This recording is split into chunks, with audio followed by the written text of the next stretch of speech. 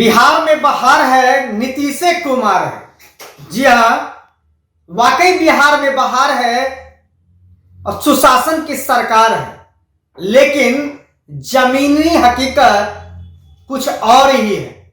ताजा मामला बिहार के दरभंगा से सामने आई है, जो एक बार फिर खाकी वर्दी को सवालों के घेरे में ला दिया है। तकरीबन 10 दिन पहले दरभंगा में 3 लोगों को जिंदा जलाकर मारने का प्रयास किया गया था, जिसमें 3 लोगों की हत्या हो गई थी। बावजूद फिर से एक बार अपराधियों ने खाकी वर्दी को खुली चुनौती दे डाली है। जी हां, सोमवार देर रात एक पत्रकार के घर पर अपराधियों ने अचानक धावा बोला और पेट्रोल छिड़क कर जिंदा जलाने का पूरे परिवार को प्रयास किया गया। हालांकि पूरा परिवार सूझबूझ से अब सुरक्षित है। किसी तरह की किसी को कोई हताहत की खबर अभी तक नहीं सामने आई है, लेकिन सवाल फिर से सुशासन पर खड़े हो गए। तो आखिर क्या नीतीश कुमार का सुशासन मॉडल क्या इसी ओर इशारा कर रहा है? क्या नीतीश कुमार का सुशासन बस अब यही रह गया है? क्या इसको किस एंगल में लिया जाए? जहां एक पत्रकार नहीं सुरक्षित है, पत्रकार का परिवार सुरक्षित नहीं है, तो आखिर आर्मी अपने आप को महफूज कैसे कर सके? ये बहुत बड़ा सवाल है। और इसी सवालों को जानने के लिए, इस सवालों पे आखिर क्या प्रतिक्रिया है यहाँ के सामाजिक कार्यकर्ता, राजनीतिक लोगों का, हमारे साथ बात करने के लिए इस वक्त मौजूद है सामाजिक कार्यकर्ता रजनीकांत पाठक जी। सर, बहुत बहुत स्वागत है लोकमंच चैनल में आपका। बहुत बहुत धन्यवाद अभिषेक जी। सबसे बड़ा सवाल, दरभंगा में 10 फरवरी को 3 लोगों को जिंदा जलाकर मार दिया जाता है। प्रशासन की लापरवाही सबके सामने है।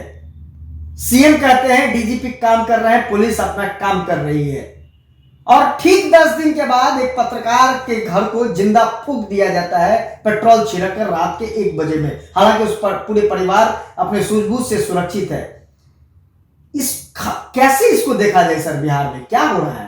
देखिए, एक चीज स्पष्ट बताता हूं कि दरभंगा ही नहीं, आज पूरा बिहार में जो अशांति का वातावरण बनाया गया है, और कहीं न कहीं इसमें पुलिस प्रशासन की जो निष्क्रियता है वो दिखती है। आपने दरभंगा का चर्चा किया, 4-5 दिन पहले का वो मंजर याद कीजिए कि किस तरह पुलिस के मिलीभगत से, और मैं इसलिए ऐसा बात कर रहा हूं कि कोई भी स्थानीय पुलिस प्रशासन के बिना मिलीभगत से कोई भी बड़ी घटना का अंजाम नहीं दिया जा सकता है। अभी विभिन्न सामाजिक संगठनों ने वहां प्रदर्शन भी किया, और मैं तो ये स्पष्ट कर देता हूं कि दरभंगा जो मिथिला एक सुंदर आकृति के लिए जाना जाता था, एक साजिश के तहत मिथिलांचल के क्षेत्र और खासकर जो दरभंगा गढ़ है, वहां पे अपराधियों का बोलबाला जो है एक साजिश के तहत माहौल बनाया जा रहा है। लोगों को एक भयक्रांत माहौल में धकेलने का पूरा प्रयास किया जा चुका है। और आपने कहा है कि सुशासन की सरकार, किस बात की सुशासन? मैं एक बार और बताता हूं कि जो नीतीश जी का प्रथम कार्यकाल था, यही वो पुलिस थी, यही वो अपराधी जो है डर के जो है मारे जो है वो भागे भागे फिरते थे, पूरा क्राइम शांत था। लेकिन इधर 7-8 साल में अगर आप देखें तो पुलिस का इतना मन बढ़ा हुआ है कि कोई भी जो स्थानीय स्तर के चाहे झगड़ा हो, चाहे जो भी चीज हो, वो पुलिस के बस के कंट्रोल करने की बात नहीं है। पुलिस जो है अपने दारूबंदी में वगैरह वगैरह में लगी हुई है।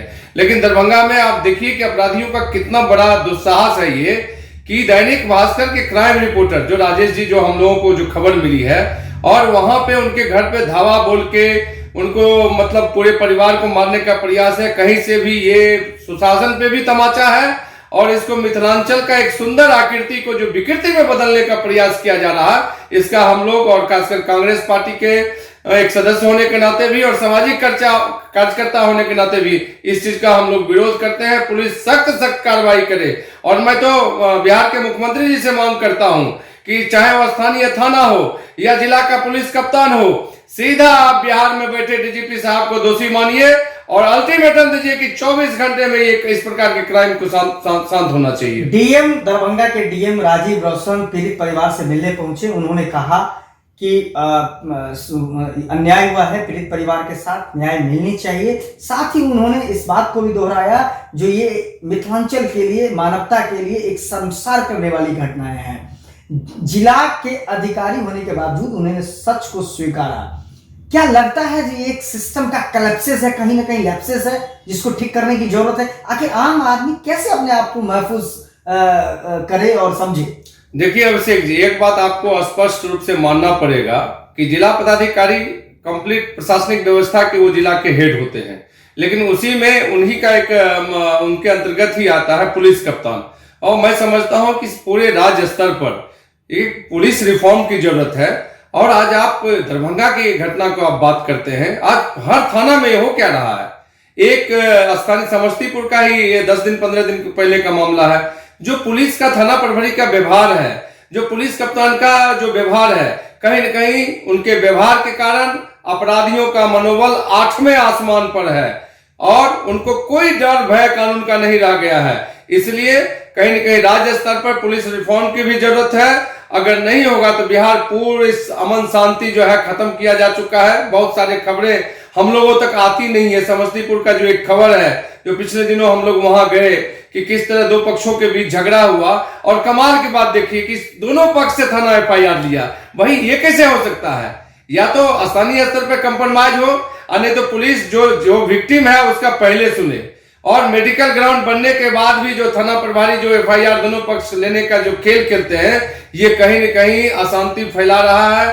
पुलिस के प्रति अविश्वास का वातावरण है। और खासकर देखिए 4 दिन पहले का दरभंगा का घटना, फिर जो है बीते सोमवार को ये जो घटना है, राजेश कुमार दैनिक भास्कर के एक बहुत बड़ी मीडिया समूह की अखबार के पत्रकार का उसके घर पे हमला करना, ये कहीं न कहीं पुलिस की विफलता है। और आप आश्चर्य होगा आपको कि दरभंगा ही नहीं, पूरे मिथिलांचल इलाका में एक पता नहीं किस प्रकार का प्रयोग चल रहा है। क्या अभिषेक जी इस प्रकार की घटना होती थी? आज जो है क्रमवार सीरियल वाइज घटना हो रहा है। बहुत सारे खबरें आती है, बहुत सारी खबरें नीचे रह जाती है। तो कहीं न कहीं राज्य के डीजीपी को और माननीय मुख्यमंत्री को संज्ञान लेना चाहिए कि एक भी अपराध होगा तो सीधा पुलिस कप्तान जवाबदेह होगा। देखिए कैसे कंट्रोल होता है। जिस तरीके से पत्रकार राजेश कुमार नीरज जो दरभंगा के हैं, उनके परिवार को पेट्रोल छिड़क कर देर रात पूरे परिवार को जिंदा जलाने का प्रयास किया गया, इससे क्या लगता है जो चौथे खंभे पर बिहार में प्रहार हो रहा है? देखिए आज चौथे खंभे के साथ साथ जो लोकतंत्र का खंभा है, आम जनता है, वो भी परेशान है। ये आपको बहुत बारीकी से समझने की जरूरत है। और चौथा खंभा तो उसी आम जन से निकल के आया है।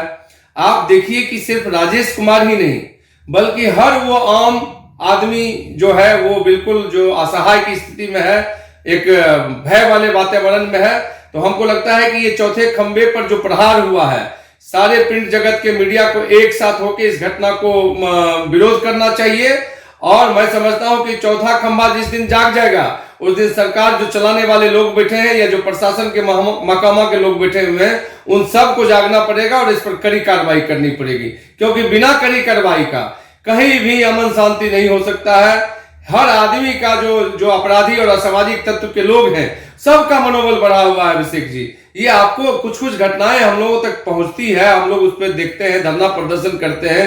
अभी दरभंगा में ही आपने देखा होगा कि विभिन्न सामाजिक संगठन और कभी नामी गिरामी संगठन लोग बैठे, तब जाके डीएम साहब आए हैं। और वो उस धरना प्रदर्शन में जो बैठे हुए लोग हैं, उन्हीं का मांग था कि जब तक डीएम साहब नहीं आएंगे तब तक जो है हम लोग यहां से उठेंगे नहीं।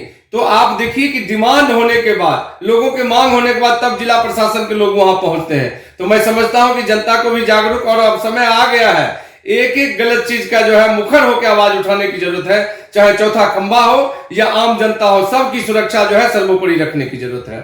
सबकी सुरक्षा रखना सबसे सर्वोपरि है, ये कहना है रजनीकांत पाठक जी का। लेकिन सबसे बड़ा सवाल, जो क्या खाकी वर्दी का खौफ खत्म हो चुका है अपराधियों में? क्या सुशासन के शासन में इतनी ताकत नहीं है जो अपराध पर नियंत्रण कर सके? आखिर कब जागेंगे माननीय मुख्यमंत्री नीतीश कुमार? ये सबसे बड़ा सवाल है जो कहीं ना कहीं आम लोगों को महफूज न होने के लिए मजबूर करता है। पटना से अभिषेक झा।